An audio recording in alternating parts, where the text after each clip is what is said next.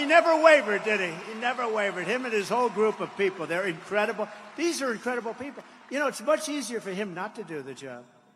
But they don't want that. They want to straighten out our country. They love the country as much as anybody in this room. They want to work. It's risky. It's dangerous. They don't want to not do their job. They want to make our borders strong and our country safe. And we're going to be doing that in 6 months. We're going to be doing that. You know, unfortunately, we have to wait till January 20th. But I can tell you that November 5th will be the most important day in the history of our country. We're going to take our country back from these lunatics. During her entire time as border czar, Kamala has not had a single conversation with the chief of Border Patrol or the unions or anybody. Did they ever call you? Did they ever call Brandon Judd, please? Get him on the phone. Brandon, how are we doing on the border? Now, I used to call. He goes, horrible. How are we doing on the border, Brandon? We're doing, he just goes, horrible. But I'd call you all the time, right? I'd say, how the hell are we doing, Brandon? And we were doing great. That's why the chart, right? But we were doing great. But they talked to the 4 top people on the border. Have you ever spoken to Biden? Biden doesn't know he's alive. You know, the head of the FBI was, you know that, right? He was in front of Congress today, and one of the great congressmen asked him a question. Have you ever noticed in all your meetings with Biden that he's cognitively a degenerate? And he said, no, I never noticed that.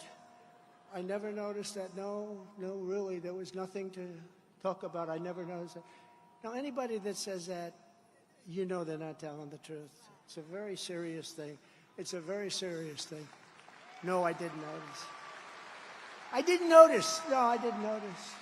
I didn't notice he couldn't stand up. I didn't notice he can't walk. And I didn't notice he can't think and he couldn't talk. Other than that, he's doing quite well, however. Thank you.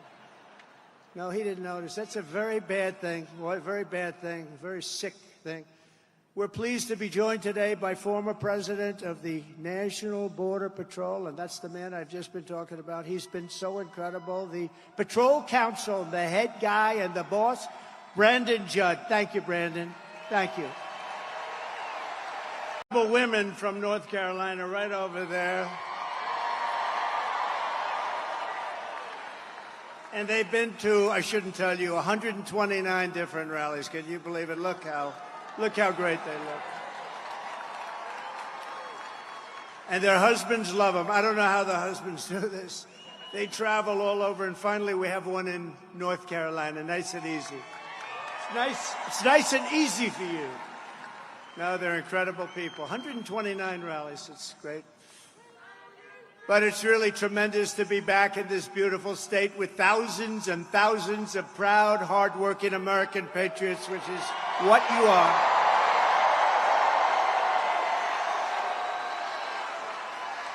This is a nice arena. How about the people outside that can't get in? That's a lot of people, too. Would anybody like to give up your seat? Would anybody? You're just not generous people. As you know, 3 days ago, we officially defeated the worst president in the history of our country, crooked Joe Biden. He quit because he was losing so badly in the polls. He was down in every single poll and down by a lot, so he quit. But really, what happened was the leaders of the Democrat Party, in a very undemocratic move, the bosses, they said, either you get out or we're going to throw you out using the 25th Amendment. That's what happened. You know that. So what? Well, you know that. That's what happens. That's what happens. These are nasty people, the Democrats, so we better beat them or we're not going to have a country left. You're not going to have a country left. So now we have a new victim to defeat. Lion Kamala Harris. Lion. L-Y-I-N apostrophe. The most incompetent and far-left vice president in American history. By the way, they did a poll. She was rated the worst vice president in history. I've never seen that poll before, but that's the poll. Together, we will win North Carolina in an epic landslide. We're way ahead in the polls.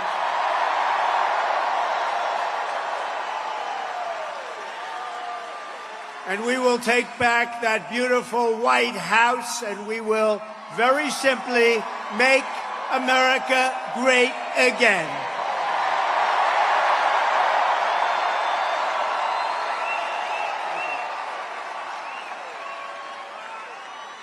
For 3.5 years, Lion Kamala Harris has been the ultra-liberal driving force behind every single Biden catastrophe.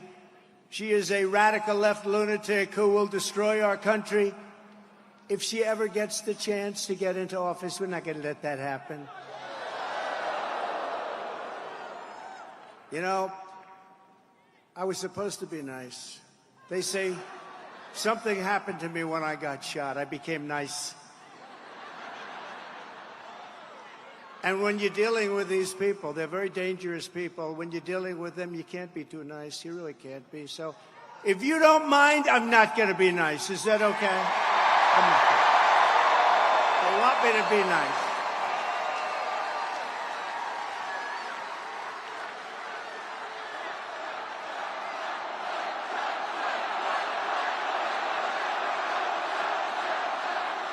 Thank you.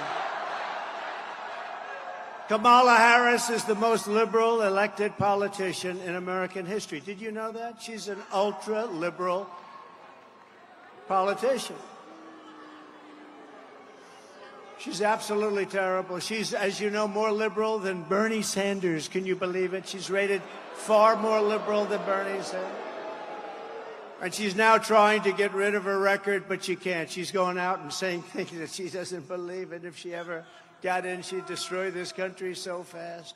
So she was the border czar, but she never went to the border, right? She was appointed by this horrible president, this horrible guy. How this guy got to be president in his basement. He stayed in his basement. And we did a lot better the second time than we did the first. How this guy got to be president, what they've done to this country in 3.5 years, and we're going to turn it around. But what they've done to our country is unthinkable. As border czar, Kamala threw open our borders and allowed 20 million illegal aliens to stampede into our country.